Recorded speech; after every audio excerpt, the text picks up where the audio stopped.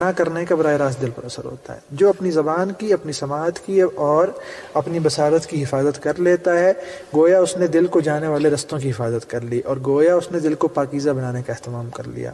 اور جو ان تینوں کی حفاظت نہیں کرتا ہے، گویا اس نے دل کی طرف گندگی کے نالے جو ہیں ان کو کھول دیا۔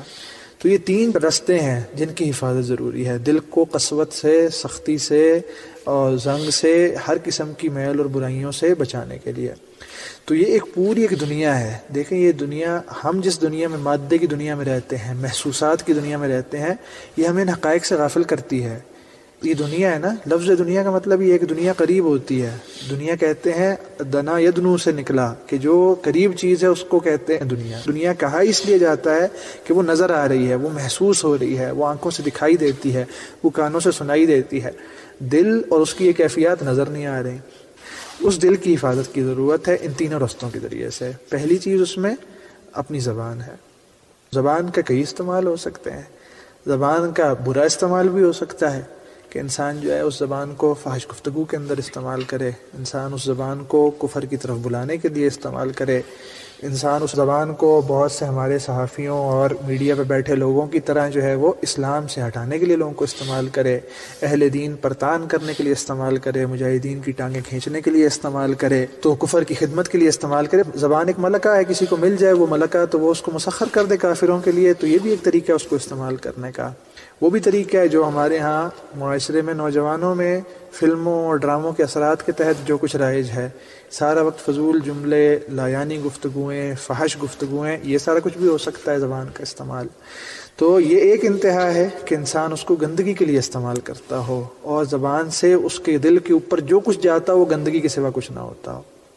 اس کے برعکس دوسرا رویہ بھی موجود ہو سکتا ہے، اور وہ رویہ یہ کہ اس زبان سے خیر کی دعوت دی جائے۔ وَمَنْ أَحْسَنُ قَوْلًا مِّمَّنْ دَعَا إِلَى اللَّهِ۔ اس سے بہتر بات کس کی ہو سکتی ہے، اس سے بہتر قول کس کا ہو سکتا ہے، جو اللہ کی طرف بلاتا ہو۔ تو اس زبان کو اس لیے بھی استعمال کیا جا سکتا ہے کہ اس کو اللہ کی طرف بلانے میں کھپایا جائے، اس زبان کو قرآن کی تلاوت سے، اللہ کے ذکر سے تر رکھا جائے، اس زبان کو اللہ کی یاد میں کھپایا جائے، یہ بھی ہو سکتا ہے۔ امر بالمعروف میں، نہی عن المنکر میں، دعوت اللہ میں، یہ ساری چیزیں ہیں پیار محبت کی، اہل ایمان سے باتوں میں، ان کا دل نہ توڑنے میں، اس میں کھپایا جائے زبان کو۔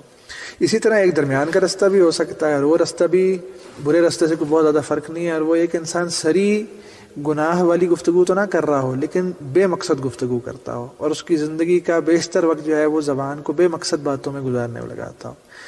تو یہ زبان اتنی فالتو نہیں ہے۔ حدیث میں آتا ہے کہ اپنی زبان کو خیر کے سوا ہر بات سے روک لو، یعنی زبان سے نکلے تو بس خیر کی بات نکلے۔ اور اسی طرح ایک اور حدیث میں آتا ہے کہ من کان یؤمن باللہ والیوم الآخر، جو اللہ اور یوم آخرت پر ایمان رکھتا ہو، فلیقل خیرا او لیصمت، تو اس کو چاہیے کہ اچھی بات کرے یا چپ ہو جائے۔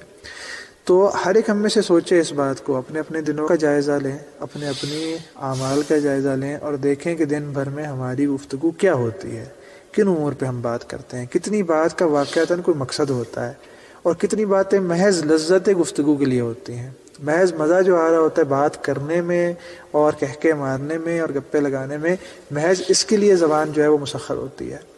تو خود ہی اندازہ ہو جاتا ہے، یعنی معاشرے میں جو عام رائج ہے وہ تو یہی ہے کہ زبان پہ اللہ کا ذکر بہت کم آتا ہے، اور حدیث میں آتا ہے کہ وہ مجلس قیامت کے دن حسرت کا باعث ہوگی جس میں اللہ کا ذکر نہ ہو۔ تو اس بات سے ڈرنا چاہیے کہ ہماری مجلسیں ایسی دلوں کو سخت کرنے والی مجلسیں ہوں۔ تو ان سب چیزوں کا پیارے بھائیوں دل پر اثر ہوتا ہے۔ زیادہ ہنسنے کا حدیث میں آتا ہے دل پر اثر ہوتا ہے، دل کو سخت کر دیتا ہے زیادہ ہنسنا۔ تو اسی طرح زیادہ لایانی باتیں جو ہیں وہ دل کو سخت کر دیتی ہیں۔ رسول اللہ صلی اللہ علیہ وسلم کی صفت ہے کانا طویل الصمت، آپ بہت زیادہ خاموش رہنے والے تھے۔ یہ آپ صلی اللہ علیہ وسلم کی ایک صفت ہے، اور اسی کے ساتھ دوسری صفت ہے کہ آپ بہت زیادہ مسکرانے والے تھے۔ تو خاموشی اور منہ بسور کے بیٹھے رہنے میں فرق ہے۔ بات خاموشی کی ہو رہی ہے، خاموشی کے ساتھ مسکرایا بھی جا سکتا ہے، اور خاموشی کے ساتھ ساتھ بوقت ضرورت کام کی باتیں بھی کی جا سکتی ہیں، دوسروں کا دل لبھانے والی باتیں بھی کی جا سکتی ہیں، اہل ایمان کو خوش کرنے والی باتیں بھی کی جا سکتی ہیں، اس کی ممانعت نہیں ہے۔ لیکن زبان کو یوں مطلقاً کھلا چھوڑ دینا کہ کسی بات کا کوئی حساب ہی نہ ہو، الفاظ جو ہیں وہ ان پہ چونکہ بل کوئی نہیں آتا اس لیے وہ بس چلتا چلا جائے، تو قیامت کے دن خدا نہ خواستہ اس کا بل دینا پڑ گیا تو بہت بھاری بل ہوگا وہ۔ تو ایک ایک لفظ پہ انسان تھوڑا سا غور کر لے کہ میں کیا کہہ رہا ہوں، میں کیوں کہہ رہا ہوں۔ زبان، دوسری چیز ہم نے کہا سماعت۔